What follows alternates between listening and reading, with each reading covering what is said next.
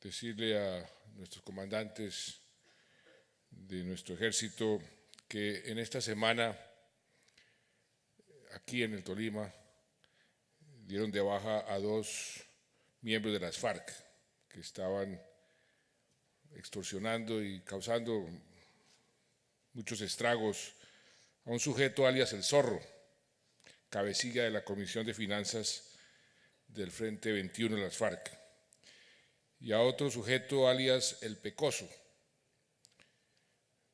que esa organización señala como el cabecilla de la Comisión de Orden Público.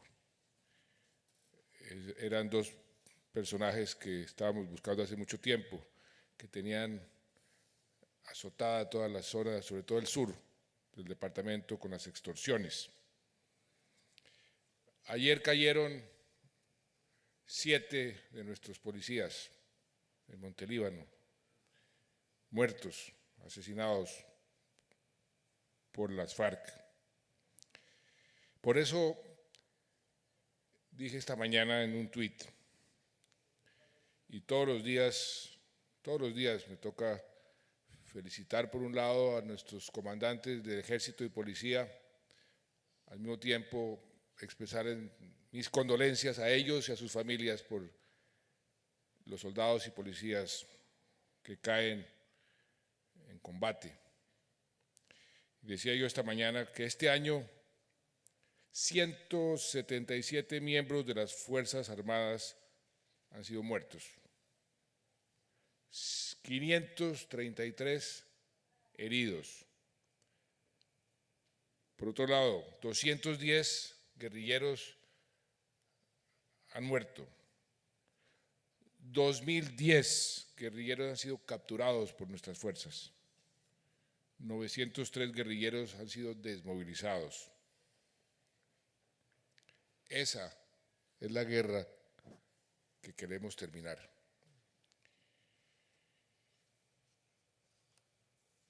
Señores comandantes de la policía y de nuestro ejército, ustedes saben perfectamente que tienen que continuar esa ofensiva, precisamente para terminar esta guerra lo más pronto posible. Quiero también saludar al señor Luis Salas, presidente de la Red Latinoamericana de Jueces, a los jueces y magistrados nacionales e internacionales que nos acompañan, a los alcaldes municipales del departamento del Tolima, al presidente de la Asamblea Departamental, Jaime Ospina, y a los diputados que nos acompañan, a los conferencistas, a los docentes, a los estudiantes, a los señores expresidentes de la Corte Constitucional, a los organismos, a las ONGs, a los integrantes y funcionarios de la rama judicial, a los medios de comunicación. Quisiera comenzar estas palabras haciéndole una muy amistosa precisión al doctor y querido amigo Luis Ernesto Vargas, presidente de nuestra Corte Constitucional. No es tan largo el camino que nos queda por recorrer para superar la discusión sobre el derecho al medio ambiente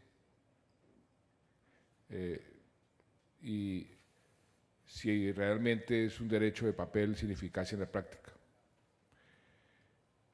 De hecho, Colombia nunca ha estado tan cerca, creo yo, que si analizamos de aquí para atrás, para en cierta forma superar esa tensión que, como usted lo mencionaba hace un momento, existe aquí y en todas partes del mundo, entre el desarrollo y la protección del medio ambiente.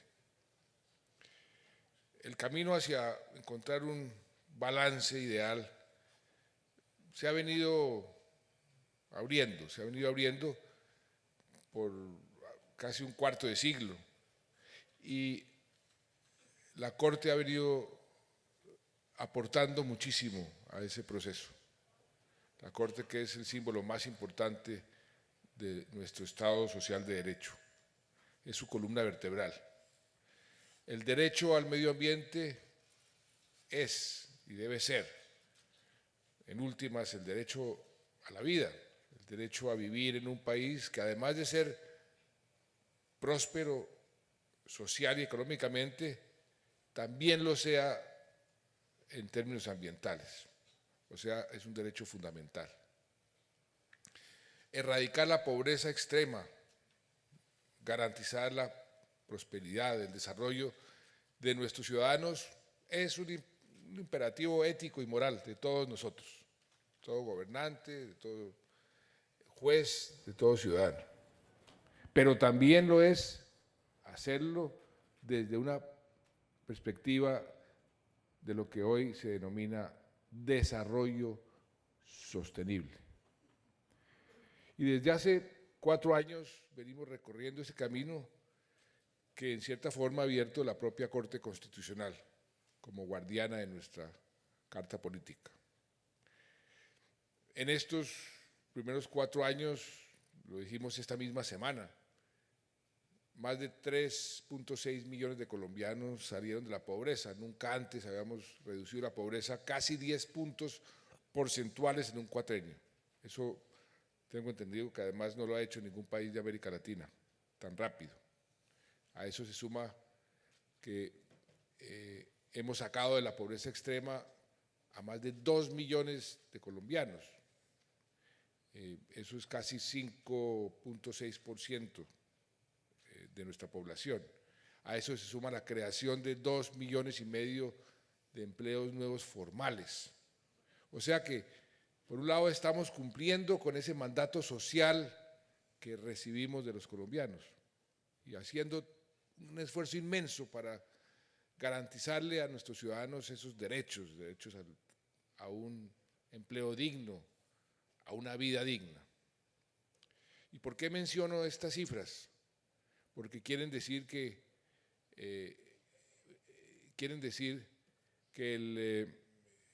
el crecimiento económico que estamos alcanzando como producto del conjunto de las políticas que hemos puesto en marcha está materializando esa visión que todos tenemos y debemos tener. Una Colombia en paz, una Colombia con más equidad, con mejor educación. Sin embargo, y ahí está el meollo del problema, ninguno de estos buenos resultados nos puede hacer perder de vista un principio que para el gobierno no es negociable. El desarrollo no se puede generar a cualquier costo. La prosperidad de hoy no puede ser la pobreza del mañana.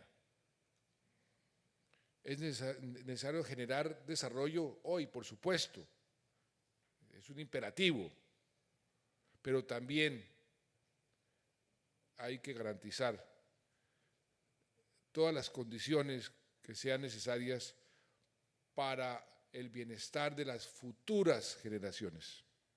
Ese equilibrio también tenemos que mantenerlo siempre en mente. Y ese proceso lo tenemos que hacer teniendo siempre en mente y nunca a espaldas del planeta, con la madre naturaleza, y eso lo sabemos, Mamo, Vicú, no se juega. Me lo advirtieron cuando me posesioné la primera vez en la Sierra Nevada antes de ir al Congreso de la República. Y me dijeron, no se puede jugar con la madre naturaleza. Y la madre naturaleza está furiosa. 7 de agosto del 2010. Estaba furiosa.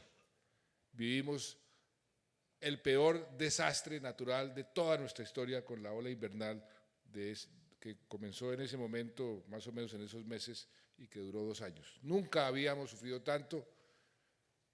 Esa advertencia está siempre y debe estar siempre en nuestras mentes. Garantizar bienestar en el largo plazo indica tomar decisiones informadas, racionales, sobre temas como el ordenamiento territorial, como la explotación de nuestros recursos mineroenergéticos, como el desarrollo, que ese es otro de los conflictos complejos. Aquí en el Tolima, gobernador, ustedes lo tienen, el desarrollo agroindustrial. Ustedes quieren preservar el agua para poder tener desarrollo agroindustrial. Pero el desarrollo agroindustrial muchas veces también entra en contradicción con la preservación del medio ambiente. O sea que esta es una discusión de mucho fondo y muy importante. O sea, desarrollo sí, pero sin que eso implique un daño irreversible a nuestros recursos naturales. Y ahí estamos encontrando ese punto de equilibrio. Los recursos son renovables, diría Perogrullo, hasta que dejan de serlo. El agua es renovable hasta cuando ya no hay agua. Así de sencillo.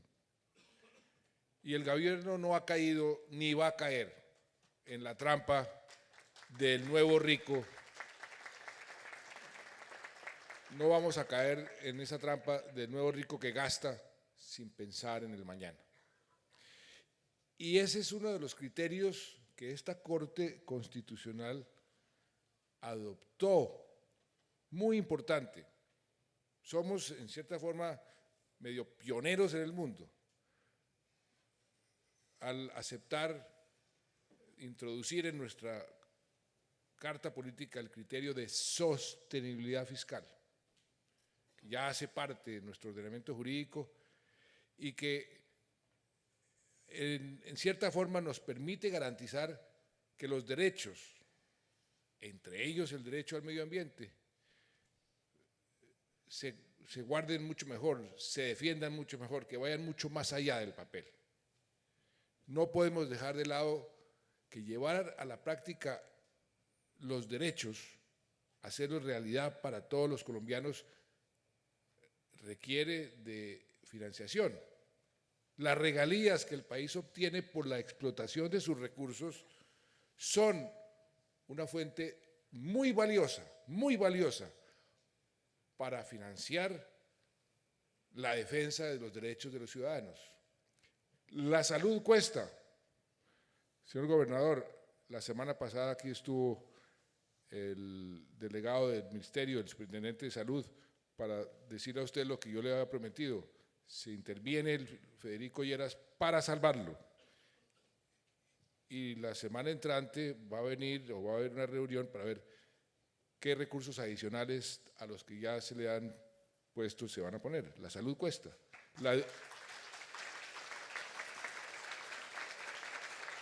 La educación, el derecho a la educación, cuesta, y cuesta muchísimo.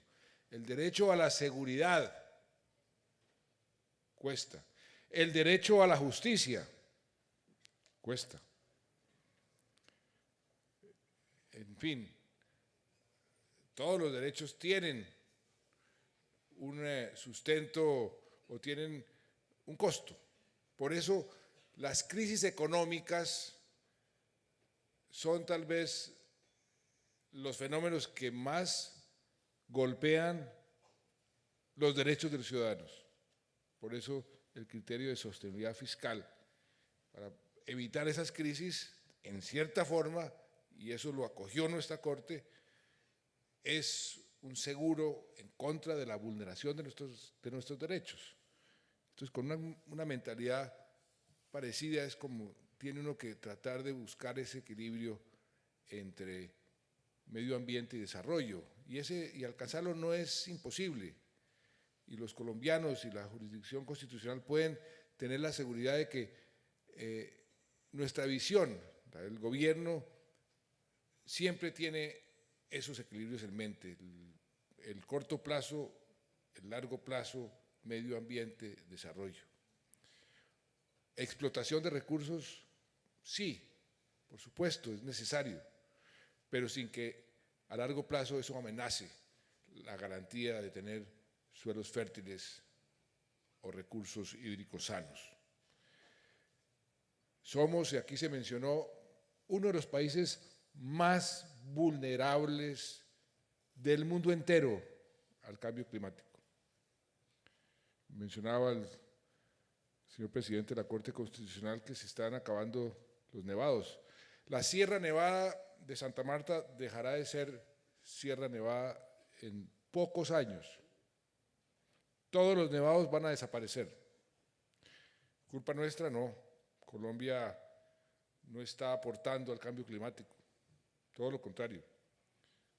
El mundo entero está haciendo estragos en ese sentido.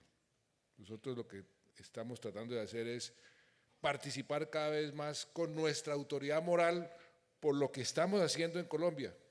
Viene la semana, el mes entrante, el príncipe Carlos de Inglaterra, próximo rey de Inglaterra, para decirle a Colombia, mire, lo que ustedes han hecho, por ejemplo, en la preservación de los bosques, parques naturales, con la sola extensión del parque de Chiribiquete, que decretamos un área más grande que Bélgica para protegerla. Eso es lo que los países deberían hacer. Afortunadamente no lo están haciendo. Entonces, nosotros somos un país supremamente vulnerable al cambio climático. Ya mencioné lo que nos ha costado la ola invernal y ahora esta sequía que ya estamos viendo, como en el caso del departamento del Casanare, cuando ve uno esas figuras dantescas de los chiburos muertos. Eso es parte del cambio climático. En ese escenario hay una palabra muy bonita, la resiliencia que tiene el pueblo colombiano, y es un factor muy importante. Hay que desarrollar defensas, hay que poner seguros, hay que mitigar el riesgo y crear mecanismos para hacer frente a todas estas circunstancias, y eso lo hemos venido haciendo con la ayuda de la Corte, con la ayuda del Congreso, con la ayuda de los ciudadanos. Una ya de esas preocupaciones que ha sido motivo de muchísima discusión es el que tiene que ver con las licencias ambientales. Algunos sectores consideran que hay demasiadas demoras que nos ponen problemas, que ese sistema no fluye. Por otro lado, otros sectores, ciertas comunidades expresan preocupaciones por no considerarlo un mecanismo efectivo para contrarrestar los impactos negativos en el medio ambiente. El gobierno tiene listo una serie de medidas que quieren también hacer conjugar esas dos apreciaciones, esos dos enfoques, y darle un cambio positivo a este problema de las licencias, dar tranquilidad a quienes creen que el sistema no está funcionando, pero también darle tranquilidad al país que a través de medidas urgentes, medidas rápidas, estamos preservando lo básico que es nuestro medio ambiente, y alcanzar ese equilibrio ideal entre preservación de nuestros recursos y el desarrollo. Se logra un desarrollo sostenible a través de ese, y ese es el principio que rige estos cambios, el equilibrio entre la dimensión ambiental, la social y la económica. ¿Qué estamos haciendo o qué vamos a hacer? Todo el equipo de gobierno está comprometido en disminuir los tiempos de evaluación ambiental de los proyectos. Y para ese efecto, las reformas en curso acogen el procedimiento oral. Así dejamos en el pasado esa tramitología del procedimiento escrito, algo que está sucediendo en todos los ámbitos. O sea, cualquier información que solicite la autoridad ambiental solo podrá hacerse en una única audiencia, en presencia del interesado de la licencia. También se prevé, por principio, que los términos para la evaluación de una licencia no se van a suspender. Eso también da una certidumbre. Estos cambios necesariamente repercuten en los tiempos establecidos para la toma de decisiones que reduzcan en cerca de 5 meses, sin perturbar el entorno ambiental, cumpliendo entonces con ese equilibrio. Se reducen los tiempos, pero se preservan los objetivos. Y personalmente me voy a encargar con el señor ministro aquí presente de Medio Ambiente de que así sea. No se sacrifica para nada el rigor y los filtros, pero por otro lado no se permite que esto se vuelva una fuente de incertidumbre permanente que lo que genera es atraso y desespero. Adicionalmente, la definición del área de influencia de los proyectos se va a hacer siguiendo unos criterios muy rigurosos, muy perfilados, de manera que las medidas de manejo se desarrollen y se implementen sobre las áreas definidas, o sea, se aclaran para muchos esas reglas de juego. A esto se suman acciones preventivas encaminadas a identificar los impactos desde la toma de decisión de desarrollo de un proyecto para establecer qué medidas de mitigación o de corrección que sean necesarias acordes con los impactos que se vayan presentando. Y esto irá acompañado de medidas ambientales compensatorias para garantizar la compatibilidad de cualquier proyecto con el entorno ambiental que exista en su área de influencia. Medidas parecidas han permitido llevar a cabo en todo el mundo, porque nos hemos puesto a estudiar las mejores prácticas del mundo entero, cómo lo hacen en los países que sí han logrado hacerlo, sí han logrado llegar a ese punto óptimo. Proyectos de altísima sensibilidad ambiental, pero que han sido exitosos. Por ejemplo, el transporte de hidrocarburos en el Ártico o la explotación de hidrocarburos en un sitio en Inglaterra muy sensible, en Dorset. La minería sostenible en Canadá, en la provincia de British Columbia, en un sitio específico que se llama New Afton. Son ejemplos que hemos venido estudiando, de donde hemos venido aprendiendo de cómo lo están haciendo bien para tener nosotros las mejores prácticas. El proyecto de Dorset, por ejemplo, se ganó el premio real de la sostenibilidad ambiental, porque se mejoró, según dicen los jueces, el entorno ambiental con la forma como hicieron esa explotación. Esa mina de New Afton también fue premiada por su sistema de manejo de aguas residuales y por la rehabilitación progresiva de las áreas inactivas, o sea, quedaron mejor ambientalmente de lo que estaban antes. O sea que no estamos ni vamos a improvisar. En esto tengan la total seguridad. Si quisiéramos ver esta ecuación entre desarrollo y sostenibilidad ambiental en términos fríos y calculadores, yo explicaría la posición del gobierno de la siguiente manera, para que quede claro. No vamos a matar la gallina de los huevos de oro. Repito, desarrollo sí, por supuesto que sí, pero no a cualquier precio. Y vamos por buen camino, y creo que estamos haciendo las cosas bien. En las últimas 2 semanas hemos firmado contratos de infraestructura por más de 10 billones de pesos, los cuales le van a dar un inmenso impulso económico y social a muchas regiones del país. Es más, yo voy de aquí, no me quedo porque tengo que ir a La Calera a firmar uno de los contratos de la llamada cuarta generación, una vía perimetral que va a permitir a los camiones que vienen de los llanos orientales ir de Cazucá hasta La Calera y seguir para Boyacá y seguir para el Caribe sin entrar a Bogotá.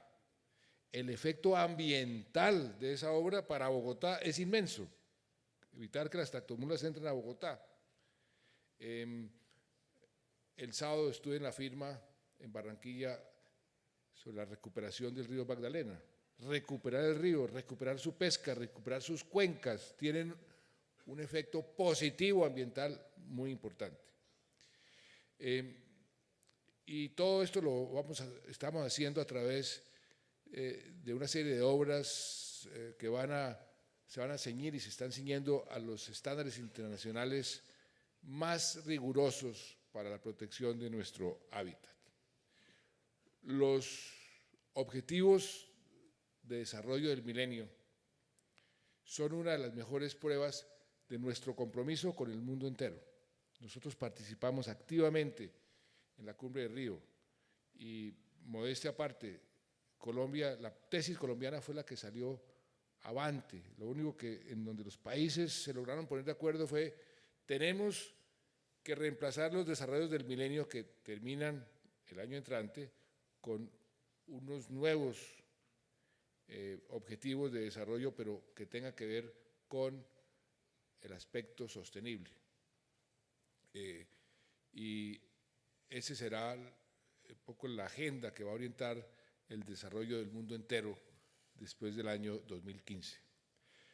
Esa visión estratégica, sostenible, comprometida con el desarrollo, pero firme para proteger el medio ambiente, es la que estamos defendiendo en el mundo entero y aplicando aquí en el país. Y tenemos la jurisdicción constitucional, que es una de las mayores garantías de que lo hagamos así y que lo seguiremos haciendo así. Ustedes nos ponen, nos obligan a que obremos en esa dirección, y eso está bien, así es como funcionan las democracias, y créanme que yo me siento muy contento de ver a todos los poderes públicos aquí representados, los presidentes de todas las cortes, el señor procurador al lado del señor contralor, al lado del señor fiscal, o sea, todos trabajando por proteger nuestro medio ambiente. ¡Qué maravilla! Como jefe de Estado me siento muy contento en esta reunión que estoy hoy.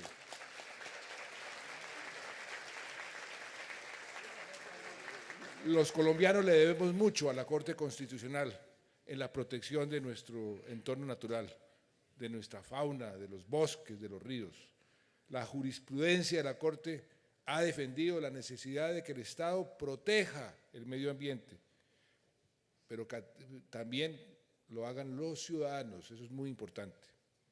En una de las primeras sentencias sobre el tema, cuando apenas estaba perfilando la jurisprudencia en la materia, la Corte reconoció que derechos individuales como el trabajo, la propiedad privada, la libertad de empresa, gozan de protección constitucional, siempre que exista un estricto respeto a la función que prestan los ecosistemas. Entonces ahí ve, ustedes hemos avanzado mucho más, y mucho más que en muchos países.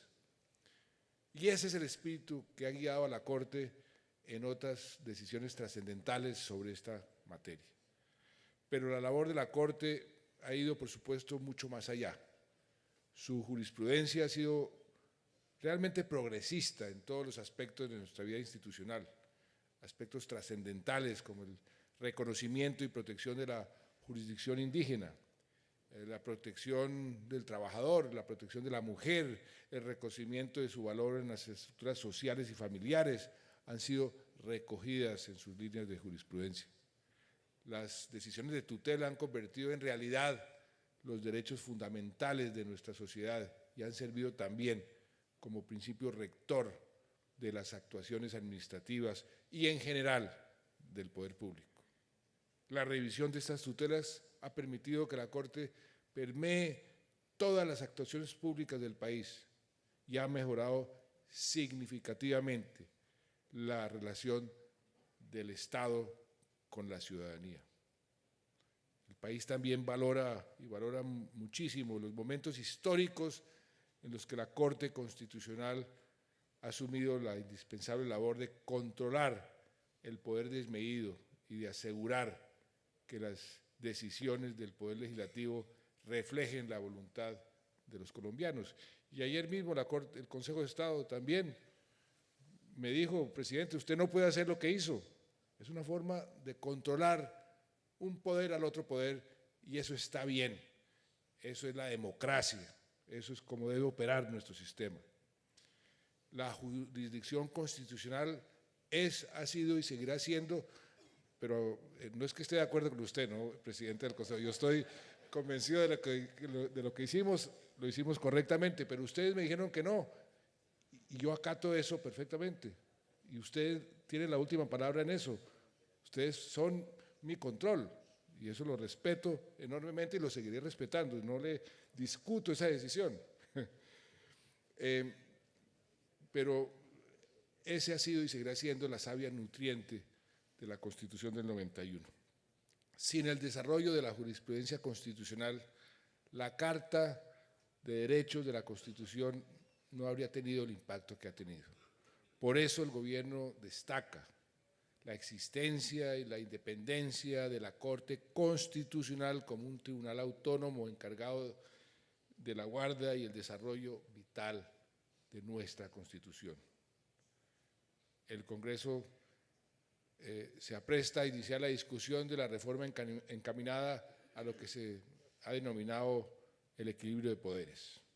El país, la rama, la jurisdicción constitucional pueden tener la tranquilidad de que esta iniciativa lo que busca es fortalecer nuestras instituciones y renovar algo muy importante, que muchos se están encargando de deteriorar, y eso es malo para nuestra democracia, y es la confianza de los ciudadanos en su justicia, en sus instituciones, porque las instituciones, nuestra democracia, vive de esa confianza de los ciudadanos.